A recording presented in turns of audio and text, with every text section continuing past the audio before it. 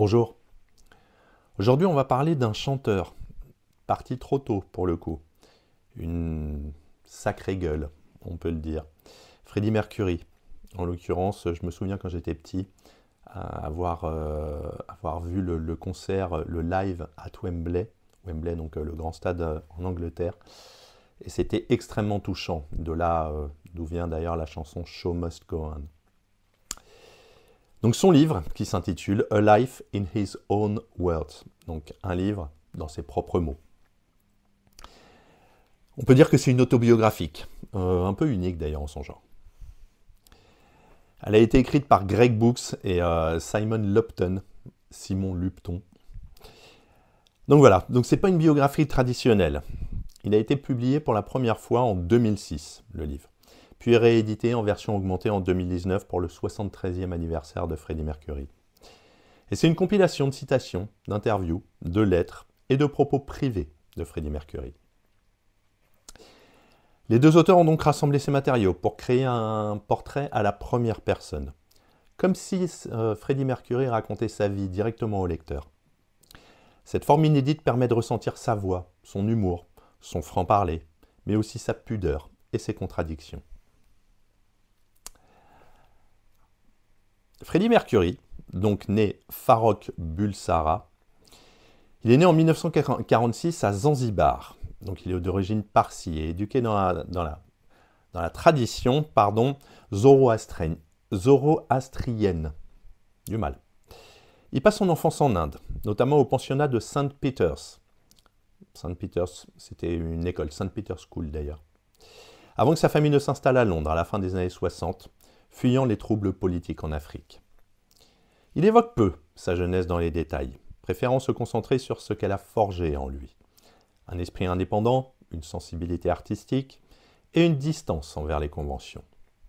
Très tôt, il développe un intérêt intense pour la musique, le dessin et la mode. Et ensuite Queen, avec les rencontres qu'il a faites. La rencontre donc avec Brian May, Roger Taylor et John Deacon, j'espère l'avoir bien dit, donne naissance au groupe Queen au début des années 70.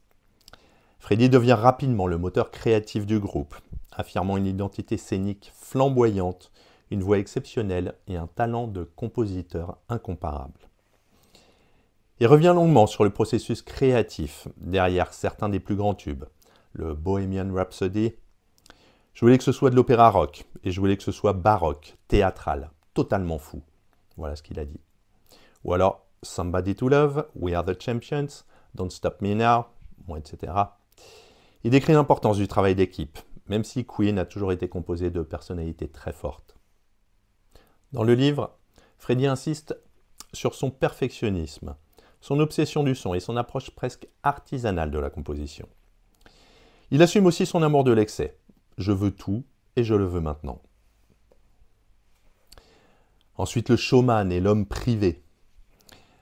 Donc Freddie Mercury explore sa dualité, l'artiste flamboyant et l'homme pudique.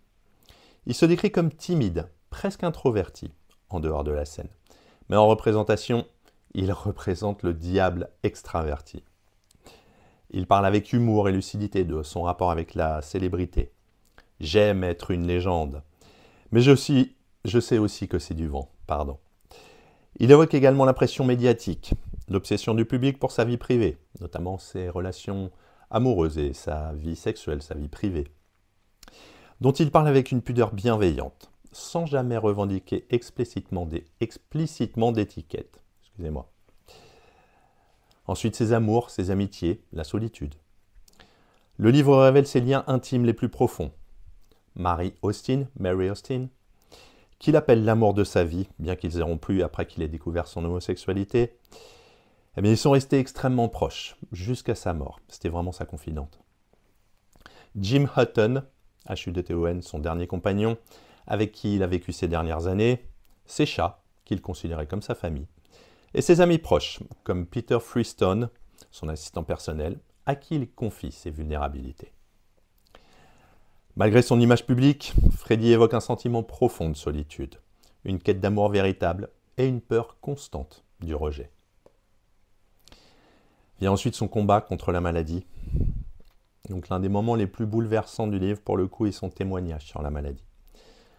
Sans jamais nommer explicitement le sida, donc il était un peu fidèle à sa réserve. Il parle de son corps qui faiblit, des douleurs, de la fatigue, de l'angoisse, mais aussi de sa volonté de continuer de créer jusqu'au bout. Il travaille jusqu'à ses derniers jours, enregistrant des morceaux comme Show Must Go On, These are the Days of Our Lives et Mother Love, qui sont devenus posthumes. Ensuite, l'héritage et le regard sur la mort. Freddy réfléchit à son héritage artistique avec une forme de lucidité et d'humour noir. Il ne cherche pas à laisser une trace, mais il sait que son œuvre survivra. Il disait d'ailleurs « Je ne serai pas une star, je serai une légende ». C'est un des passages les plus célèbres. Il souhaite que l'on se souvienne de lui avec joie, à travers ses chansons, ses costumes extravagants, ses spectacles, et non à travers la maladie ou la tragédie. Eh bien, si on analyse, c'est une autobiographie sans filtre, mais sans voyeurisme. Le livre est unique, pour le coup, car il permet à Freddie Mercury de se raconter lui-même, sans commentaire externe. Il n'y a pas d'analyse biographique classique, ni d'interprétation, seulement sa voix, dans toute sa complexité. Ça donne une authenticité rare, j'ai du mal aujourd'hui, où se mêlent humour, mélancolie, fierté, douleur. On y découvre un homme plus profond et plus vulnérable que son image publique ne laisse paraître. La structure en citation, d'ailleurs organisée par thème, est surprenante au départ, mais elle permet une proximité émotionnelle immédiate avec lui. Ensuite, c'est une œuvre profondément humaine. C'est un livre sur l'identité, la liberté, l'expression de soi et la moralité.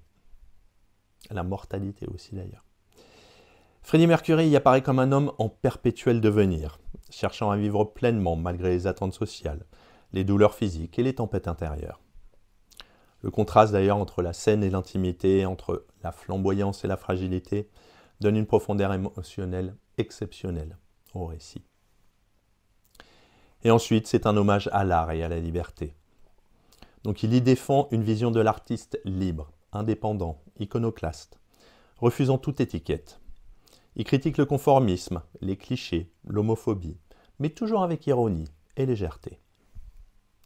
Il incarne l'idée que l'art peut être une revanche contre la norme, un acte de beauté dans un monde parfois violent. Il célèbre aussi les plaisirs, la fête, les excès, comme une manière de résister à la tristesse. Dans le livre, bien évidemment, Freddie Mercury, mais là on vient d'en parler, c'était un homme privé, ça pouvait être un homme privé, c'était un intellectuel et c'était aussi un amoureux, puisqu'il recherchait toujours l'amour et la sécurité affective. Il parle de Mary Austin, qui est donc sa confidente, leur âme sœur, et leur relation qui va au-delà du couple. Il parle de Jim Hutton, donc le dernier compagnon de Freddie Mercury, et les membres de Queen, donc Brian May, Roger Taylor et John Deacon. Ils sont assez peu évoqués individuellement. Mais Freddie insiste sur l'alchimie du groupe. Donc pour conclure, c'est un autoportrait brut et sensible, sans artifice, d'un homme qui a redéfini les codes de la masculinité, de la performance et de la liberté artistique. C'est un témoignage précieux pour ses fans, pour les passionnés de musique, mais aussi pour tous ceux qui cherchent une voix qui ose être différente, qui assume ses excès sans jamais perdre sa tendresse. À bientôt.